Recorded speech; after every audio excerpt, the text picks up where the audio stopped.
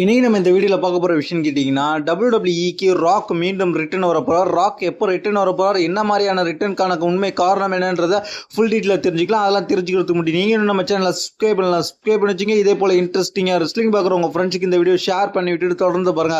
First rock WWE மீண்டும் return வர போறார். எந்த மேட்சுக்காகன்னு கேட்டீங்கன்னா ஒரு மேட்ச் விளையாடியான்னு கேட்டீங்க இல்ல ஒரு பெரிய ஸ்டோரி லைனுக்குள்ள இன்வால்வ் ஆக போறார். அந்த ஸ்டோரி லைன் என்னன்றதை தெரிஞ்சுக்கலாம்.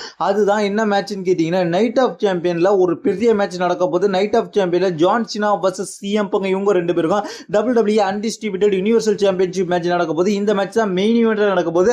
இந்த மேட்ச்சுக்கு தான் ஷாக்கிங்கா ராக் ரிட்டர்ன் வரலான்ற மாதிரி சொல்லப்படுகிறது.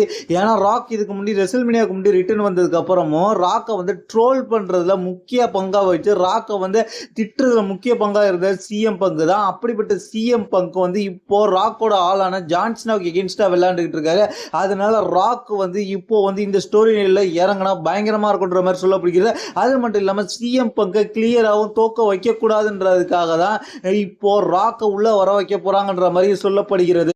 அதனால் இந்த Night of Champion pay-per-view நடக்கிற அன்னைக்கு ராக் ஷாக்கிங்காக ரிட்டர்ன் வந்து சிஎம் பங்க் வர்சஸ் ஜான்சினான்ற மேட்சை இன்டர்ஃபியர் ஆகி ஜான்சினா ஜெயிக்க வைக்கிறதுக்கு முயற்சி பண்ணலாம் அப்படின்ற மாதிரி சொல்லப்படுகிறது. ஏன்னா சிஎம் பங்கையும் வந்து டாப் ஆஃப் த ரெஸ்லராக இருக்கிறாரு. சிஎம் பங்கி கிளியராக தோக்க விடக்கூடாதுன்ற ஒரு காரணத்துக்காக ஜான்சினாவுக்கு வந்து ஹெல்ப் பண்ணி சிஎம் பங்கை தோக்க வைக்கிறதுக்கு முயற்சி பண்ணுவாங்க.